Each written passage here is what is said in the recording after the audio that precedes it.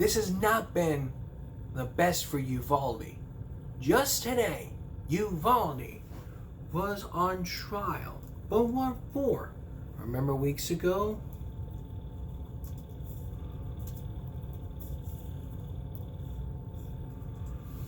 Remember weeks ago there was a shooting? But a lot of things have happened. And so, I just got I got a notification on Tuesday from ABC News about that trial.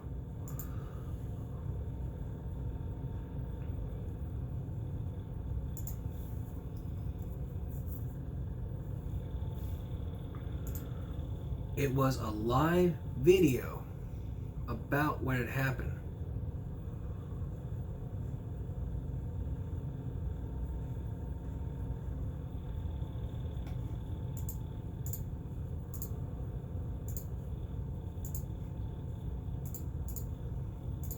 And because of what had happened, tonight, we're dedicating a half hour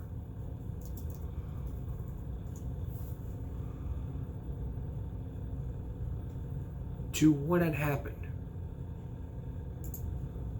From the Texas Tribune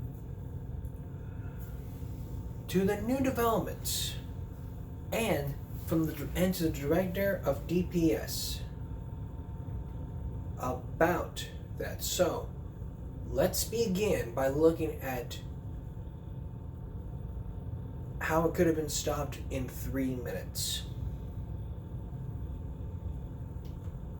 Now remember, it took hours for the police to get here, but the chief was held responsible. Within 3 minutes of the shooter entering the school, police had enough manpower and firepower. They'd all been trained to go in, but none of them did. 1 hour, 14 minutes and 8 seconds. That's how long the children waited and the teachers waited in rooms 111 to be rescued. DPS Director Steve McCraw testified that the police response in Uvalde was an abject failure, waiting for rifles that were already there, shields that had already arrived, a key they did not need, because the door to the classroom where an 18-year-old with an AR-15 was shooting children and teachers was not locked, but no one checked it. So the door was unsecured, and we've gone back and checked in our interviews, and did anybody touch the door and try it?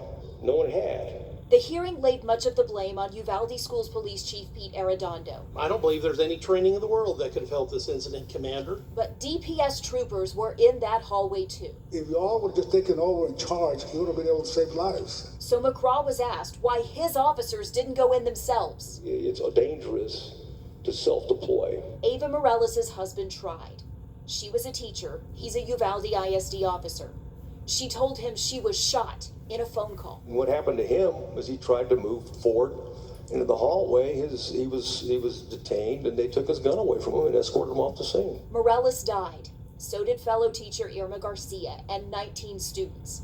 In the same classroom the shooter had gone to 4th grade in less than a decade before. Tomorrow is day 2 for this Senate committee. They were focusing on school security and police training today. Tomorrow it is all about mental health and what they call firearm safety. And we'll have that for you also tomorrow. But here's more from the CBS Evening News. Learning some stunning new information that tonight has parents of those 19 children who were killed in Uvalde, Texas, wondering, could their child have been saved? That's because the head of the Texas Department of Public Safety blasted the police response, detailing how there were enough armed officers in the school hallway 3 minutes after the attack began. But instead, officers waited 74 minutes before breaching what we learned today was an unlocked door. Texas's top cop, Stephen McCraw, top cop, testified today in Austin that officers had the manpower, they had the equipment and the time to, quote, neutralize the suspect. McCraw placed the blame squarely on Police Chief Pete Arredondo, who was inside the school but did not act. CBS's Omar Villafranca is going to start us off tonight from Uvalde, Texas. Good evening, Omar. Good evening. The head of DPS said the fact that officers waited so long to react goes against everything they are taught. He said that in action set the profession back a decade. He also said the school police chief put the lives of officers over children. Texas's top trooper was blunt. There's compelling evidence that the law enforcement response to the attack at Robb Elementary was an abject failure. Colonel Steve McCraw, head of the Texas Department of Public Safety, placed that blame solely at the boots of the Uvalde School Police Chief, Pete Arredondo. The only thing stopping the hallway of dedicated officers from entering room 111 and 112 was the on-scene commander, who decided to place the lives of officers before the lives of children. McCraw laid out multiple times police failed to engage sooner. 3 minutes into the attack, armed officers, 2 with rifles, were present, including Arredondo. And at 11:52 a.m., 21 minutes in, the first ballistic shield was inside the school, confirming security footage obtained by the Austin American-Statesman. By 12:21, officers with 4 ballistic shields heard more gunshots. Yet, police waited, even as 911 calls were coming from at least 2 students inside the classrooms. The officers had weapons, the children had none. The officers had body armor, the children had none. Anything to say to the parents? Arredondo, who is also in Austin at a closed-door hearing, tried to dodge cameras and tough questions.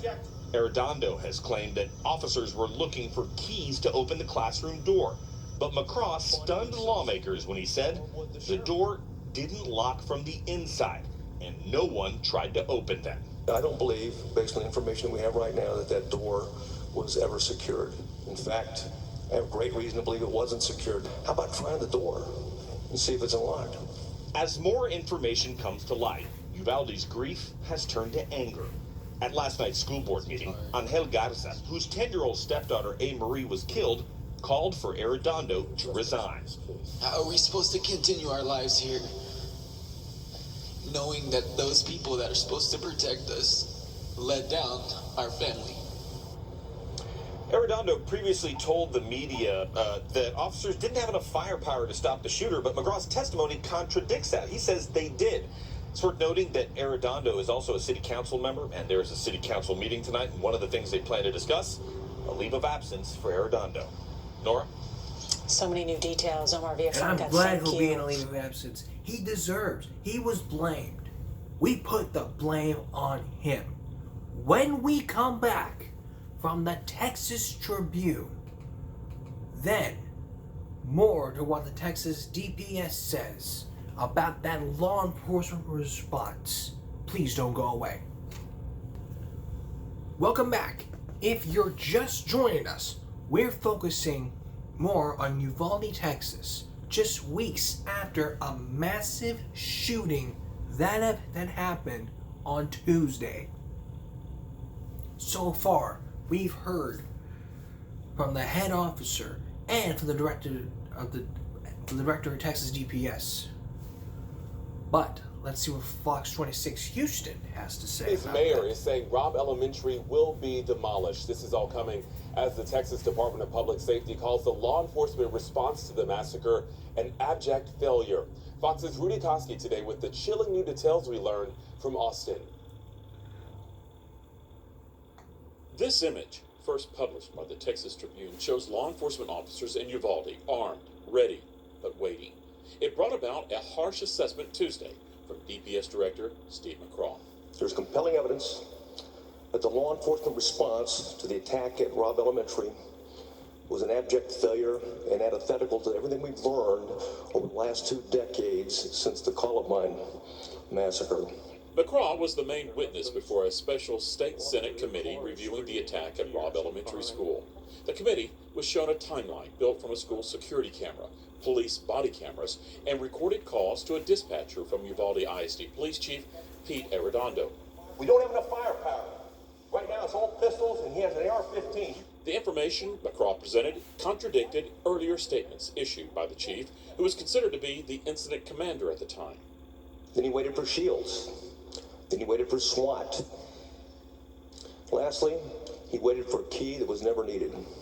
19 children and 2 teachers were killed while authorities waited for an order to confront the gunman who got into the school through an unlocked outside door. The committee was told the door to the classroom that the gunman entered also was unlocked. McCraw testified the strike plate on the door frame was faulty. He got in. A review of security video, according to McCraw, indicates another critical discrepancy from what the chief said in a media report. We could never see anybody put their hand on the door, and of course up until the breach. It was confirmed tools to break through the doors were on site, but not immediately used. McCraw suggested every state trooper, as well as all local patrol officers in Texas, should have protective shields and breaching tools with them. But in an active shooter situation, McCraw testified there's no reason to wait for equipment or for backup. If you got one officer, that's enough. Another leadership problem was revealed during the hearing. Uvalde ISD school administrators, according to McCraw, were notified about the broken classroom door before the attack, but it was not repaired. The design of the door was even questioned. It doesn't lock from the inside and apparently is used by other school districts. What we have is a situation that is the school gets an alert and goes into lockdown, but there really is no lockdown at all. Effectively, no. And that was Fox's Rudy Koski reporting. Now, during a Uvalde City Council meeting that happened tonight, the police chief Arredondo, who was recently elected to a council position, was denied a leave of absence. That decision was met by a round of applause. He was denied a leave of absence, but what had happened? He was denied. He knew what he did. Why I liked him. We have somebody that was elected but denied a leave of absence. Are you kidding me? Are you kidding me? You knew what you did. You knew what you did. Don't try to shift the blame on him. You care about the cops more about the kids. The little kids. I agree with that person at the board. You should resign. Period. Resign. R-E-S-I-G-N. Resign. You can choose to fight. You can choose to do whatever it is you want. Do your little happy dance. All the hell you want. But there is an old phrase that I still live by every day. When you choose to behave here, you choose the consequences. Period. Now, this was update 2 hours ago from the Texas Tribune. The Uvalde School Police Chief decided to place the lives of officers before the lives of children. Now remember, these are little kids. You place the lives of officers before the kids? What if a kid got shot? Which they did. McCraw testified for a Texas Senate committee, laying blame on local police officers in Uvalde for not acting faster. It could have taken 3 minutes, but it took 74 minutes.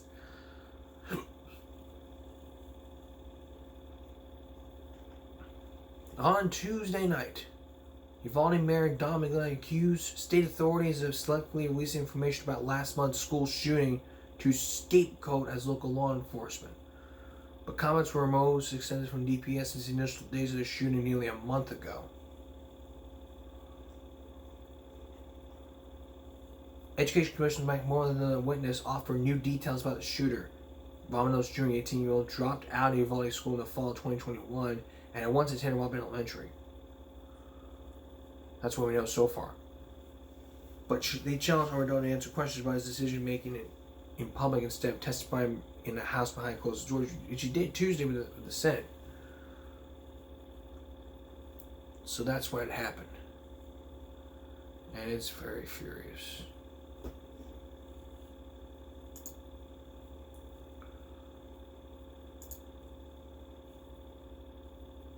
Later, what the New York Times said was an abject failure.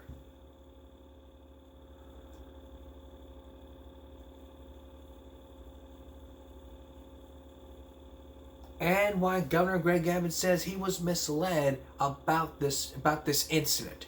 Please don't go away. Now for a short update in Oxford. Insider.com posted an article on June 20th, just almost 2 days ago. It was 2 days ago, posted an article saying, survivors in the Michigan school shooting that killed 4 in November are suing the district, saying officials overlooked a series of warning signs. 4 students were killed and 7 others were injured in a Michigan school shooting in November. Now student survivors are suing the school district to force an independent investigation. The authors of the complaint allege the district overlooked alarming warning signs. The plaintiffs allege that the district's failure to act on warning signs pointing that the shooting's suspect's violent nature helped contribute to the eventful escapade. The students behind the complaint were pushing for an independent investigation to determine whether the district failed to take substantive measures that could have stopped this massacre. They allege that the school officials acted with deliberate indifference ahead of the shooting. The prosecutors have said that the suspect produced violent drawings, recorded himself torturing animals, and joked about shooting up the school before that fatal shooting. But Carol McDonald, the county prosecutor who is leading the case, said last year that hours before the shooting, the suspect's parents, Jennifer and James Coley, met with their son at school officials about violent drawings, but opted to send him back to class instead of taking him home.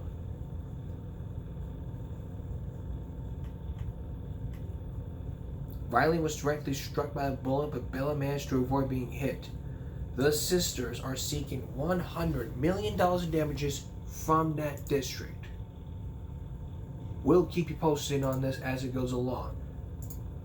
Give me a break. We'll return when we come back. Welcome back. We are still focusing on the Uvalde school shooting that happened weeks ago,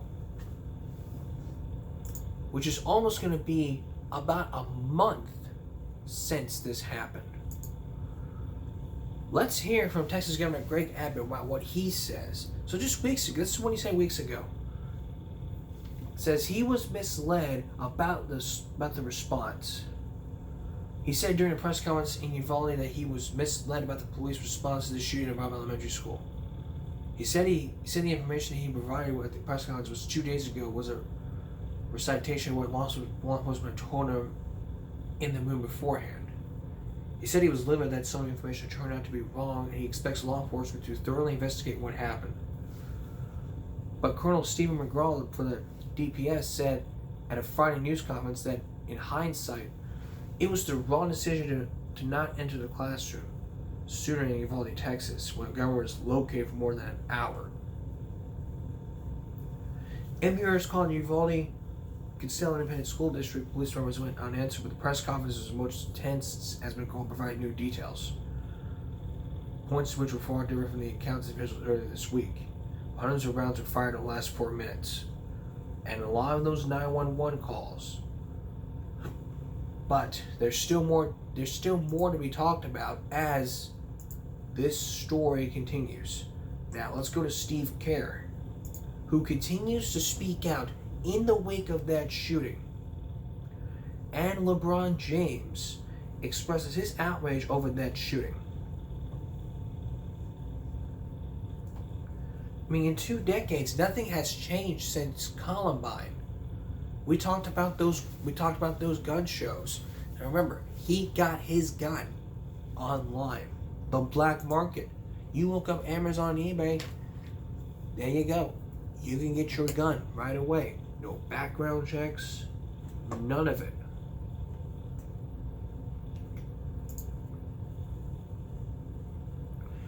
Now the DPS director testifies before the Texas committee.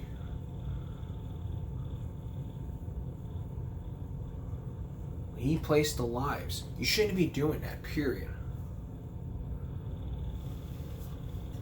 But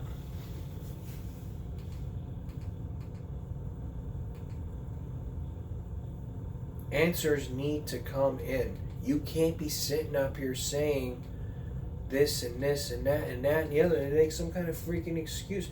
There's no excuse to put police first, children second. We care about our children. Our children.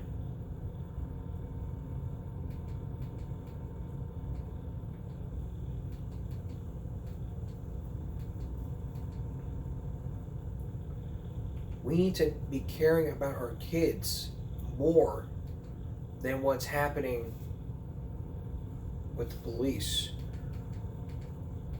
We care about the police, our kids get hurt more. But let's look more into that senator. It's almost incredible to see this type of response. Now, I'm going to submit to you, I don't believe there's any training in the world that could have helped this incident commander. Because this last 25 minutes from 12:21 to 12:46 is a disgraceful diatribe of somebody that cannot possibly have responded to this crisis. The reasoning, there is no reasoning. The torrent of illogical statements here, and it is preposterous. And all along, people are dying. And what makes this more incredible to me is that there are at least 6 shots fired during this time. And I submit to you and members of the committee, every shot is a death. Why is this person shooting? He's killing somebody. But yet, this incident commander finds every reason to do nothing. And that's the tragedy of this document. Because clearly people were killed in the initial barrage. He said up to 100 rounds. But at least 6 rounds were shot afterwards. Probably in individual targets, at least 3. You'd have to, because of the groupings. And that means 3 children probably died. A teacher bled out. An hour plus goes on. So is there any T-close or any way that officers coming into a situation like that with a clearly dysfunctional and total breakdown in command and control, that somehow that can be rectified at a shooting like this? Or are we just looking at a shooting that tragically and horrifically lasted so long that it's so abnormal, so out of what the possible realm of responses are, that they simply no way to replace an incident commander that is literally melted into protoplasm? Yep. Well, the only thing that make you more mad is to see the video. It'll be worse, I can assure you, if you see it. As we mentioned before, it's antithetical. Everything that we practice, preached, I mean, it's in contrary, and it is, unfortunately, what we're left with. And of course, we're trying to figure out solutions to this. And what solution? What can you? How do you overcome?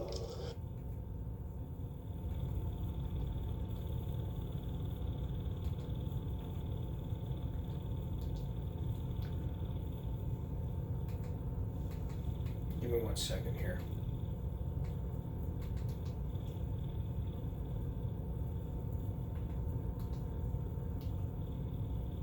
I just, when I saw the timeline, I knew it was complete failure. And these are just taken I'm over playing in you charge, guys you would have been able to portions save of what I'm lives going to in be this type of showing you. situation. And I asked, I think I even text you, whether or not DPS had authority by law to go in and assess a situation like this and take immediate action. The lives are... They don't have authority. No, sir, they don't have authority by law. I can tell you that one of the biggest problems that is reflected in the timeline, to your point, is not only the lack of leadership, but also the misinformation that's being provided. What officers were being told is the subject is contained, the chief is in the classroom or at the office negotiating or talking to the subject. So everyone is treating it, that therefore comes in afterwards. You're in the hallway and you're looking at it and you're being told this. There's no reason to discount that. Now, certainly if you heard, well, wait a minute, we're getting 911 calls from children in the classroom. And we did note on the timeline, we got an officer, Officer Weiss, whose wife called him and said she was been shot and she's dying. So certainly those things. And what happened to him was he tried to move forward into the hallway. He was detained and they took his gun away from him and escorted him off the scene. When we come back, the key takeaways from that hearing. Let's now look at the key takeaways here. With that testimony today on the response to the Uvalde shooting 4 weeks ago today. Today's hearing comes in the wake of new photos from inside Robb Elementary, like this one obtained by Tony Poletsky with our sister station in Austin. It shows the scene in the school's hallway at 11:52 a.m. on May 24th. That's about 20 minutes after the gunman entered the school and about an hour before police finally entered the classroom. You see in the photo one officer with a ballistic shield and one officer holding a rifle. And these revelations are landing like bombshells for the victims' families who are still trying to come to grips with what happened that day. Ryan Ramirez lost his daughter Alethea and can't believe authorities were unwilling to try and save her. And I just don't understand why that happened, and how can you sworn to protect and you just hid behind a wall for 77 minutes. Couldn't stand looking at that photo because on the other side of that wall, my daughter was in there for 77 minutes with that gunman. Let's bring in Rebecca Lopez, who's covered law enforcement for decades and reported from Uvalde after the shooting. Rebecca, you listened carefully today as DPS laid out the timeline of this massacre. Cynthia, what we are hearing coming out of Uvalde is extremely disturbing. Police with rifles, tactical gear, and ballistic shields stood outside that classroom and did nothing. And they wasted valuable time waiting for a key to the classroom that they didn't even need. Special committee to protect all Texans will come to order. Senators. The head of DPS, Steve McCraw, went minute by minute through the timeline of the shooting at Robb Elementary. And he says it was clear from the start there were multiple failures. Not enough training was done, plain and simple, because of bad decisions and terrible decisions. Terrible decisions were made by the on-scene commander and should have never happened, plain and simple. He says the gunman entered the school at 11:33 a.m. and started shooting. 3 minutes later at 11:55, 3 Uvalde police officers entered the school. 2 of them had rifles. At 11:36, 5 more officers went inside, including Chief Pete Arredondo. McCraw says any one of them should have gone into the classroom to take down the shooter. You got to get in there, plain and simple. But they didn't go in, and the suspect kept firing. At 11:41:30, a dispatcher asked if the door was locked, to which one Uvalde police officer replied, "I'm not sure, but we have a hooligan to break it." McCraw says after looking at all the video, he believes the classroom door was never locked. The door was unsecured, and we've gone back and checked in our interviews, and did anybody touch the door and try it? How about, do you need a key? Well, one of the things they teach you in active training, I'm sure that one of the experts can talk about it, how about trying the door and see if it's unlocked? More officers arrived, including 2 DPS troopers and 7 Border Patrol agents. At 11:52:08, the first ballistic shield arrives capable of stopping rifle rounds. At 11:53:10, someone asked if there are any children inside. A DPS trooper comments, if there is, then they just need to go in. But they don't. At 11:56:39, more officers say if there's kids in there, we need to go in there. More ballistic shields arrive, yet at 12:11, Chief Arredondo asked for a master key. And at 12:17:22, as SWAT teams arrive, he says, tell them to expletive wait. No one comes in. There's always a reason to wait. At 12:21, the gunman fires again. 3 minutes later, the chief tries to communicate with the shooter and keeps asking for more keys as more equipment to breach the door arrives. Finally, at 12:46:18, Arredondo says, if y'all are ready to do it, you do it. At 12:50:03, 1 hour, 14 minutes, and 8 seconds into the incident, the Border Patrol breaches the classroom and kills the shooter.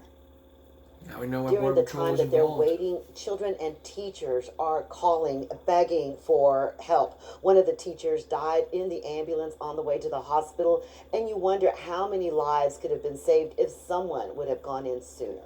To that point, Rebecca, I saw several instances in Iraq and Afghanistan where soldiers and Marines, disregarded protocol or orders if they say, saw a comrade in danger.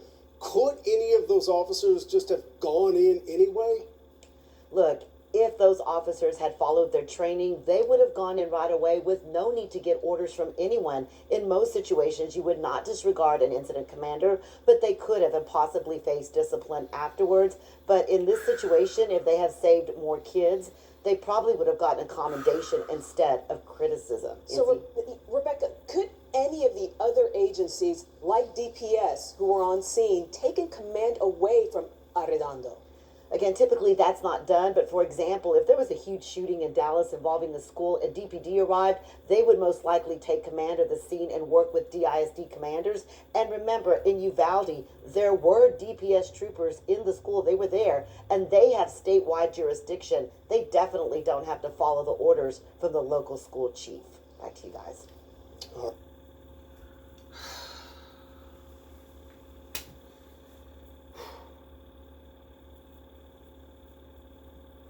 I have no words. I have no words. I have no words into what happened. Even if I dedicated another half hour to this, I would be crying on camera, which I really don't, but I'm just outrageous. Explicit words. Cops sitting around doing nothing but sticking thumbs in their asses. Makes me sick. Cops are doing nothing but sitting there, beep, beep, beep, beep, beep, beep, beep, beep, beep, beep, beep, beep, beep, just playing on their phones, sticking their thumbs in their asses while eating a donut. And they do nothing. So we blame it on one guy. That one person who was elected, doesn't take a leave of absence, doesn't resign, and gets elected to the council. That is unbelievable. That is bullshit. And that's giving me a break for right now. Tomorrow, full hearing. The full Senate hearing. We're going to play it for you, but we're out of time here. So tomorrow, the full Senate hearing into what happened. I've already seen new images. Now, the Senate, it's the Senate's turn. An 18-minute, 13-second video. Again, with another half hour dedicated to this tomorrow. Good night for now.